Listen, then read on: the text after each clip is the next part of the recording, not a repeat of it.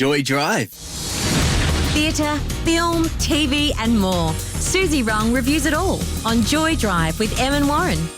Good afternoon, Suzy Wrong. Good afternoon, Warren. Were you a good history student back in high school? I was more a sort of math, science, engineering student, but for some reason I loved history and I was really good at it, but I can't remember anything.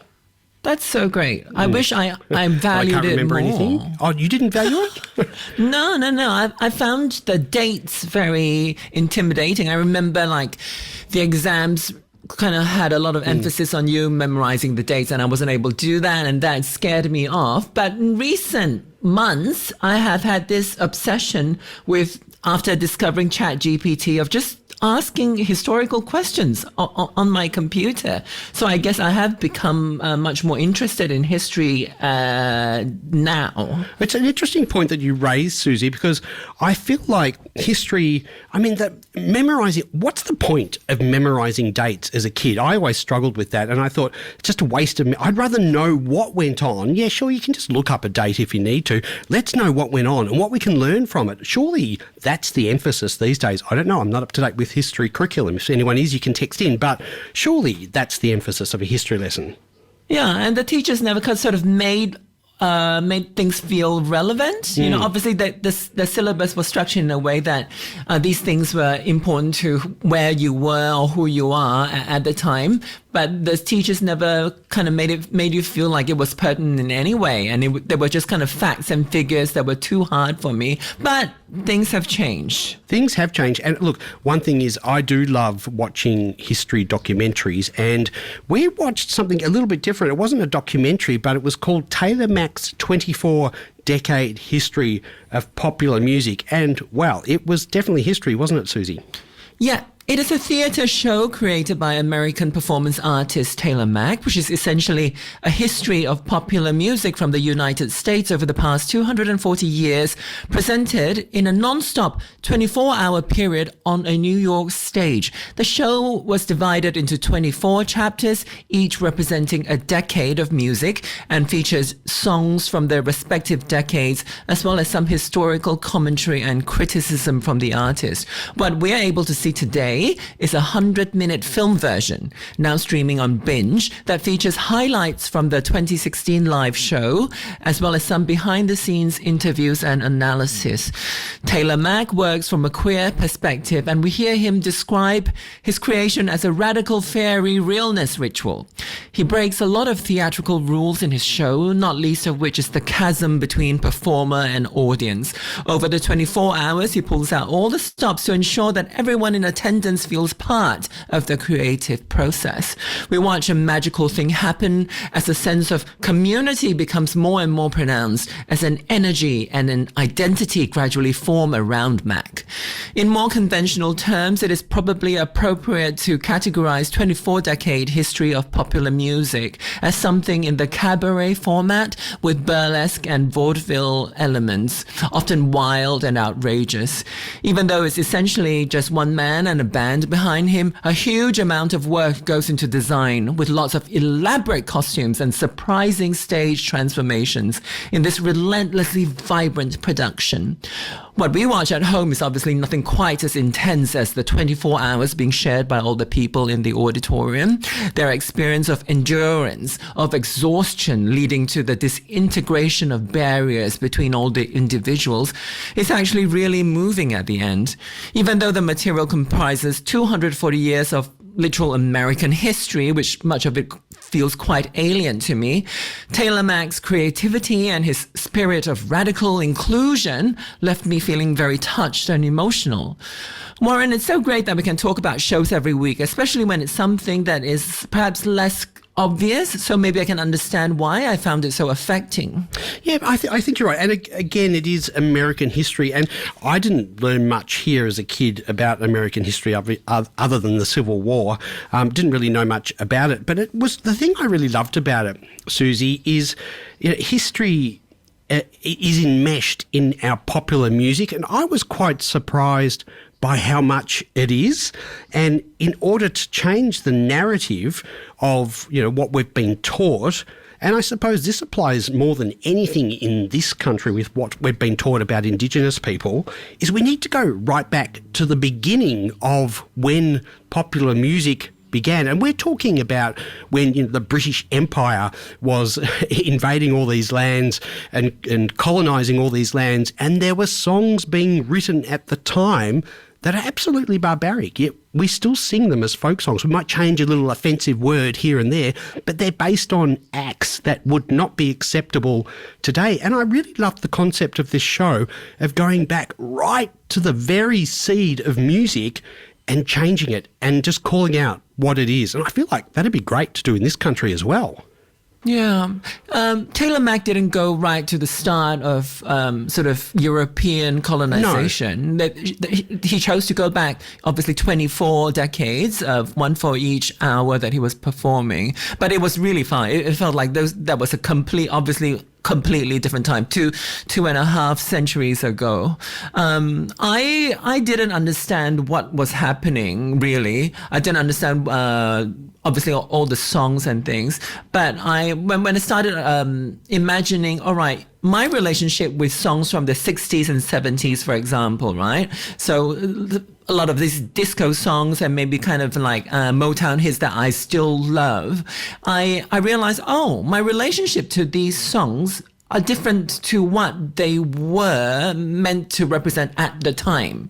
Because it's been half a century, right? These songs were made 50, 60 years ago. And what they mean today, things like I Will Survive, for example, what it means today must be completely different from what they had stood for when it was created. So I guess it is sort of filtering this long history, in this case, 240 years of history, through one person's mind and body. Someone who is kind of staunchly of this time and staunchly queer, and then kind of understanding history from a different perspective. It was really important at the start of the film. He says that, yes, we have all this history, but what's more important is this history that's weighing us down, and this history that's standing on our shoulders, and we don't really know what to do with it. I think in terms of colonization, it is quite clear to understand what he's talking about, because we do have all this stuff that's a burden that we want to think of as things that have been left behind, but they are never left behind. That's right. And I think through the process of his performance, he goes back and I suppose in some ways changes the narrative around those songs that we're taught as songs, to sing along at school. And I liked it. But one thing I really loved, though, is the concept of the musicians. Now, we're talking about Taylor Mac's 24-decade history of popular music, which you can catch on Binge at the moment. If we look at the band and the musicians that were on stage during the whole documentary, there's this concept of every hour, one musician must leave. And the idea is that, you get to love all the musicians, but even the ones you love have to disappear. And it was comparing that to what happened during the AIDS crisis and how we loved everyone, but we had no control over who would just disappear. And I found that really chilling and moving, and just watching these great musicians and all of a sudden they've got to say goodbye to them without warning. Because by the time we got to the 80s and 90s, there were very few left, and we had been, very accustomed to their presence.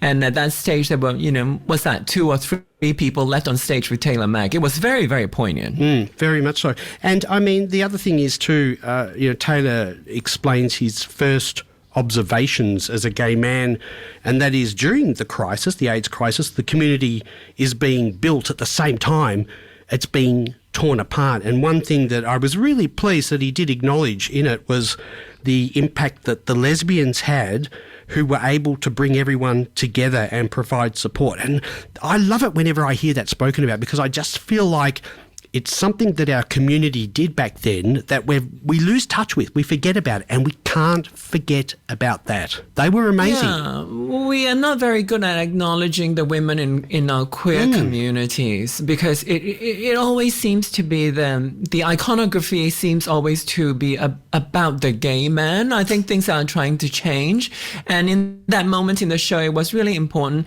And there's so many moments in the show where he calls people up to the stage. For example, example, there's a moment he says, if you're a man between the age of this and this, and if you're straight, come up to the stage. And then you see, a big throng of straight people have gone to see the show. You kind of thought, I didn't think that there'll be as many straight people. And then that moment when lots of lesbian women went on stage, it was just really beautiful. And, you kind of got an impression of what community looks like that's a little bit different from our imagination, perhaps. Exactly. And some of the songs are very powerful. I didn't know a lot of them because it is American history, and you said the same. But there was one song that, I'd never heard before, but, it almost brought me to tears. And it was about his dad's expectations of him and, as a son, and apparently it was his dad's favourite song. And as he was singing it, I was thinking, oh my goodness, it just sounds so familiar. We have these expectations to be the perfect son, and we don't necessarily live up to that pressure or that expectations as a gay man. And it's such an awful feeling to go through. I found that quite moving, that part of it. Never heard the song before. Yeah, there's a lot of stuff about masculinity, isn't there? Like linked to his, the costumes are astonishing. They're I'm assuming 24 outfits, all of them incredible. And I guess through the costumes, through the presentation and his very being, you just can't help but relate everything to sex and gender and sexuality and kind of try to think about how we were persecuted as a community for the longest time. just non-stop. It has been relentless. Relentless. We love it, but it's true. It's been one thing after the other. Yeah. And he does try to put a little bit of stuff in about the black experience and the indigenous experience in America. Obviously, he's a white man, so it doesn't go quite as deep for those those stories. But in terms of sex and gender, I think it goes so intense because it's such a long show, and you do feel like the endurance and the exhaustion kind of makes things feel really intense by the end. Definitely. And I do love the description, how he said that, they kept the blacks out of suburban America by not allowing them to get home loans, but they couldn't stop the queers being born. And I thought that, that's right. You can't stop us. That's right. And you keep making us. You keep making us. You create us. Yeah. And you give us such a hard time. Exactly. Stop giving us a hard time. We never asked to be born. Yeah, exactly. Suzy, I love it. It is called Taylor Mack's 24-decade history of popular music. I would love to see an Aussie version of it. I don't know if I would go for 24 hours, though. I was thinking throughout the show, oh my God, there's no way I would sit through it. I need to go for a wee. But they looked like they were so gleefully happy through the thing. And it was so demanding of the crowd, right? They're required to do so much all through the thing, and you just think that, if I'm there, I'm going to feel so awkward. But they're smiling, they're laughing, they're having such a great time. And you know what? Taylor Mack is coming to Sydney in, I think, October. And he's doing a 4-hour show, which I'm likely to attend. And, I'm looking forward to seeing the magic that he creates. But I'm really terrified of the kind of participation that I might have to come with you, Suzy, I think, to that one. Yeah, you should. Definitely. We'll do it. What are we talking about next week? Last Call, with the tagline, When a Serial Killer Stalked Queer New York. It is streaming on Binge, a docu-series that takes us back to the early 90s to investigate some grisly gay murders. A docu-series on Binge is called Last Call. And I'll see you next Tuesday. Thanks, Suzy. Thank you. Joy Drive